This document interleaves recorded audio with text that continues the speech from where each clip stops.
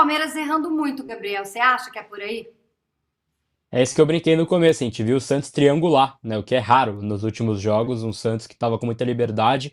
Acho que tem sim esse peso de você não tem que jogar em função de um jogador, que é o Neymar no caso, né? Então isso pode ter sim o seu peso, mas é um Santos que acho que o Júlio usou uma palavra perfeita, aguerrido, né? Um Santos que estava lutando muito por essa segunda bola, estava conseguindo manter o meio de campo muito bem, né? É um jogo também muito bom do Roleiser, né? Que não vinha numa fase tão boa assim no começo da temporada, mas já vem bem há uns 5 jogos pelo menos, e fez um gol que mostra muito essa entrega tática dele, a gente tá vendo mais uma vez ali, né? Um chute de extrema felicidade, mas é um Santos que teve ali uma organização. Agora, teve um jogador em específico, Fabiola, que aí eu tava falando até no meu começo aqui também, que é o Barreal, Ah, que ele é um jogador de extrema entrega também, ele corre muito, ele marca muito, mas ele tava correndo errado o jogo inteiro, né? Ele ficou muito cansado, acho que até o lance ali que está sendo reclamado, ele tenta cavar uma falta porque ele não tinha mais perna para chegar. Ele teve dois, três lances que ele poderia chegar ali mais inteiro, que ele estava mais cansado. Eu acho que esse jogador destoa no lado de assim, correu errado. O Oliva fez um bom primeiro tempo, caiu na segunda etapa, mas é um Santos realmente que teve ali uma entrega acima do convencional e um Santos mais organizado. Agora, esse Palmeiras não joga um futebol brilhante, né? Não é, assim, não vem jogando assim os últimos jogos. É um time efetivo que está conseguindo resultado, que é o mais importante, mas que não joga um grande futebol. Então é algo realmente que esse jogo deixa de uma certa lição para esse Palmeiras, espaço demais para jogar o próprio Igor Vinícius pela direita, né, o que não é convencional também num time organizado, mas ainda assim é só um lance como foi esse do Flaco, né? Um lance, um erro individual, você consegue achar o gol e aí você consegue ali esse resultado que tanto almeja. Mas é um Palmeiras realmente que hoje errou mais do que costuma, Fabiola. Mas e mereceu, hein, aí, buscar o Júlio? empate, Fabiola. Eu achei que o Palmeiras Então, mereceu buscar. sim, mas eu acho que teve muito das substituições, né? Eu vejo o Uhum. O Palmeiras Sousa, melhorar, não é? Entra Sousa, entra Alan, o Alan entra e fala assim: eu não vou sair desse time, não adianta, porque eu vou jogar como titular do Palmeiras. O Alan tem uma personalidade incrível, assim. Eu acho que as alterações do segundo tempo fazem o Andréas volta para jogar ao lado do Marlon Freitas, que eu acho que é um lugar onde ele fica mais confortável também. Acho que as alterações fizeram o Palmeiras melhorar no jogo, Júlio. Você concorda? É. Aí eu quero ler para vocês aqui duas pequenas listinhas, tá bom? Olha só, vou Hum, colocar meus óculos, porque a idade chega. É, no Palmeiras entraram o Alan no intervalo, o isso. Sousa, que é um jogador que pode estar na Copa do Mundo, o Paulinho, que é um baita jogador, voltando de lesão, o Emiliano Martinez, um volante ok, entrou no lugar do Gustavo Gomes, e entrou esse Luiz Pacheco, esse menino da base, entrou no lugar do Andrés Pereira e jogou muito. Jogou muito, entrou muito bem no jogo. Aí eu vou falar para vocês quem entrou no Santos. O William Arão, aquele, o Rony, aquele, o Moisés, o Zé Rafael, Moisés aquele. Moisés eu não vou deixar, porque o Moisés entra e Ah, entra muito bem sempre. Não é, vou deixar de falar do Moisés. mas o Moisés hoje, coitado, ele nem pegou na bola, né? Porque entrou só no momento ali no final do jogo, na reta final. E o Matheus Xavier, que entrou no lugar do Roleza. O Zé Rafael e o Rony eram jogadores que estavam no Palmeiras outro dia, que já não servem para o Palmeiras e que hoje estão no banco do Santos. Então, assim, a diferença é muito grande. A diferença é muito grande. Então, o Palmeiras ele pôde usar o elenco que ele tem no segundo tempo para transformar o jogo. A questão com o Palmeiras é a seguinte: por que esse time joga tanto na conta do chá sempre? Quando você fica ganhando de 1-0 de todo mundo sempre, você corre o risco de levar um empate, como levou no meio de semana na Libertadores, como você pode se safar com a vitória, como aconteceu na maior parte das vezes no Campeonato Brasileiro.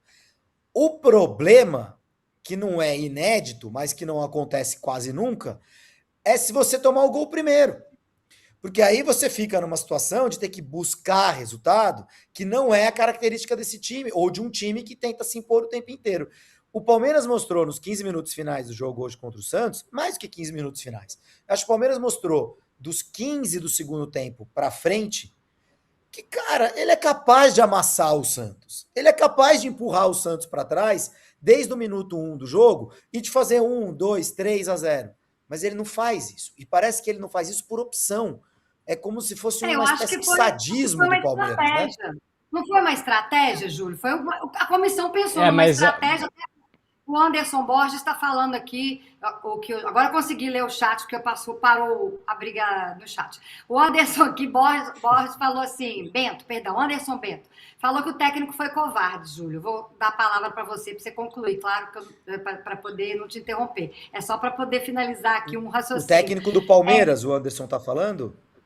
O Anderson está falando que o técnico foi covarde, exato, o do Palmeiras, mas eu acho que teve uma estratégia aí, entendeu? Tentar surpreender o Santos de alguma forma. Eu não acho que covardia seja a palavra, porque você, nos minutos finais do jogo contra o...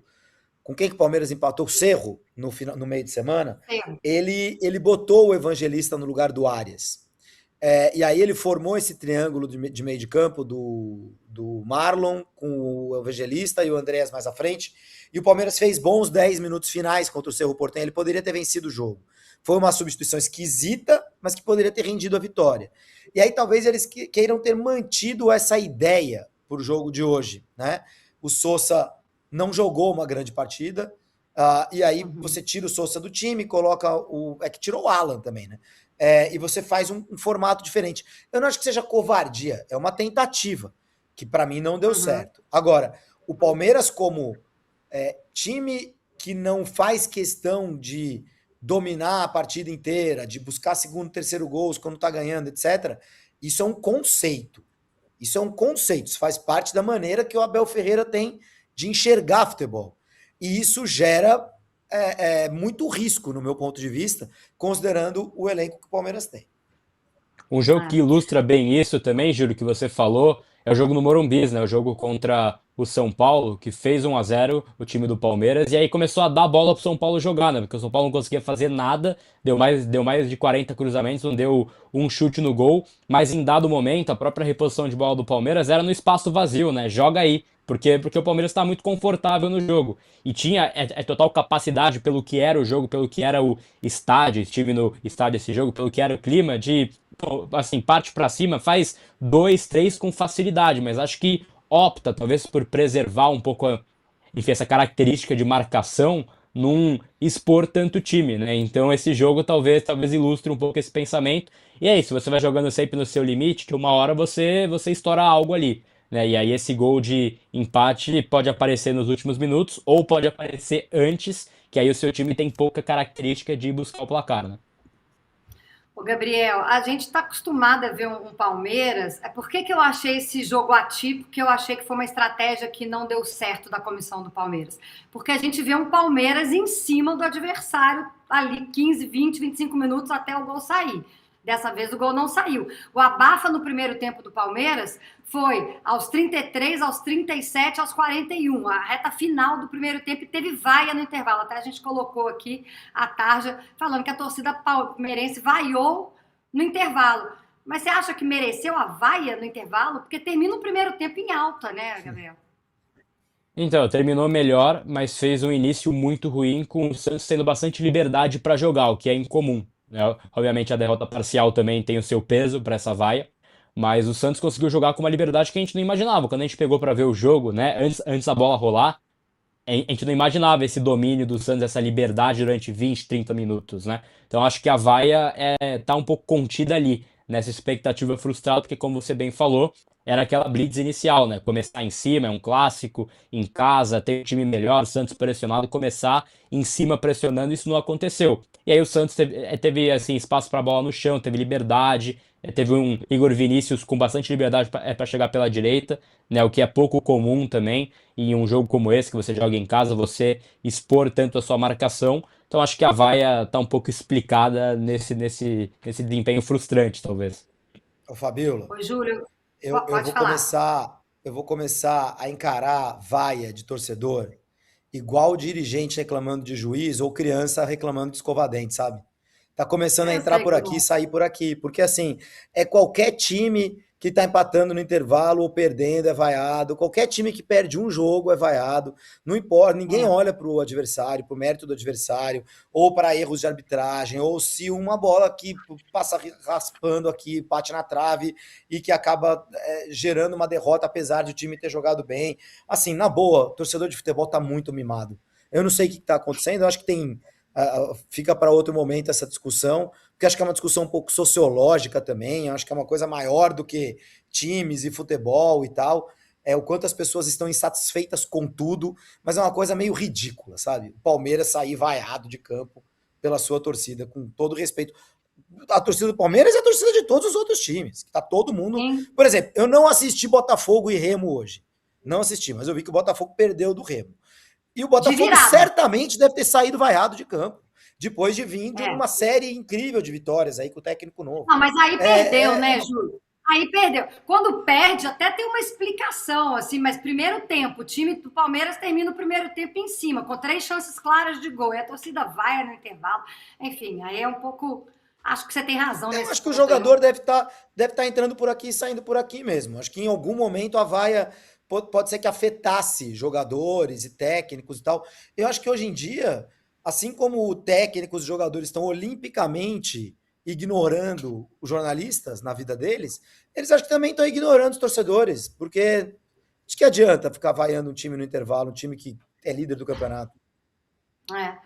O Gabriel, o Alan Cardoso está falando aqui no chat que Palmeiras é sempre assim, ganha no final, no abafa, mas eu vou discordar, meu amigo Alan Cardoso, porque um time que tem 13 jogos de invencibilidade, tinha ganho todas as partidas como mandante, só vai ganhar no final, no abafa, Gabriel? Não, né? Acho que é um time que em muitas partidas mostrou consistência. Eu sei que não joga o futebol bonito, tá, gente? Não é o futebol que todos encantam, mas... é consistente, não é? Então, eu não vejo dessa forma também, não. Eu não vejo que é um time que ganha nesse abafo. Obviamente, quando você tem jogadores de extrema qualidade no seu banco de reservas, por exemplo, você vira dominante nos acréscimos muitas vezes, né? Porque você tem jogadores ali frescos no jogo que tem uma qualidade para fazer algo diferente. Isso é lógico, né? Mas esse Palmeiras, eu acho que ele é um Palmeiras que ele constrói o jogo desde sempre. Desde o minuto 1, ele vem construindo o jogo, ele vem ali desenhando a sua estratégia. Esse Palmeiras desse ano, ele é menos vistoso, né? Ele não é aquele Palmeiras que chega e entra para fazer 4, 5-0, para dominar o jogo. Ele segura muitas vezes, ele tenta controlar o meio de campo, que é uma estratégia do Abel, talvez por entender a urgência por ter resultados, né? O Palmeiras, a gente, acho que vale essa lembrança, ele não vem de grandes conquistas, né, na última temporada, nas últimas. Então, é algo importante mesmo você manter esse ritmo, manter o meio de campo controlado. Eu acho que ele teve um certo aprendizado pelo que ele apresentou nas últimas temporadas. Mas eu não concordo com essa visão aí do nosso querido internauta, é o Alan, né? Que é um time do abafa. Eu acho que é mais forte do que o Abel, sabia? Porque assim, eu acho que a estética do jogo é uma discussão meio besta, assim. Os treinadores não ligam para isso e tal. A estética, né? O jogo bonito ou não bonito. Aliás, por exemplo, o nosso Arnaldo Ribeiro, bonito é dar carrinho. É volante, é defesa, é 3 zagueiros e 4 volantes. Jogo sem ponta.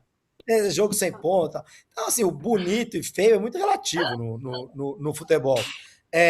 O que me incomoda no Palmeiras é, com os jogadores que tem, com o material humano que tem, o Palmeiras poderia ser mais agressivo ofensivamente. Eu acho que o Palmeiras, ele chama demais o adversário quando ele tem uma vantagem mínima. Eu acho que o Palmeiras trabalha demais com vantagens mínimas. E eu acho que ele poderia correr mais riscos em momentos do jogo que estão muito distantes do fim do jogo. E você, com a qualidade que você tem, você poderia criar vantagens maiores que impedissem um sufoco que muitas vezes o Palmeiras passa e que impedissem o jogo como o de hoje. Porque você vê que o Palmeiras ele se assusta com o gol do Santos. Né? No momento em que o Santos está roubando bolas no campo ofensivo e atacando o Palmeiras fica um pouco sem ação. Fica sem saber o que fazer nesse momento da partida. Ele não está acostumado a ter que correr atrás do marcador. Ele está muito acostumado a segurar o marcador. Então, eu acho que é um time, o time do Palmeiras, que me parece, e eu acho o Abel espetacular no que ele faz, tá? mas eu acho que o Palmeiras ele não é tão multifacetário quanto o Abel gosta de vender. Eu não acho que o Palmeiras seja um time que, quando tem que atacar com muita gente, ataca, quando tem que defender, defende, quando sabe ganhar de todas as maneiras. Não, eu acho que é um time organizado, batalhador, resiliente, com muita fé e que acredita até o fim, como vimos hoje. Quase buscou a vitória se ela não tivesse tocado ali no braço do Arias, né, naquele chute final do Alan. Teria vencido o jogo. É um time muito resiliente. Mas eu não acho que o Palmeiras apresenta uma variedade incrível de armas para ganhar a partida, ou qualquer partida.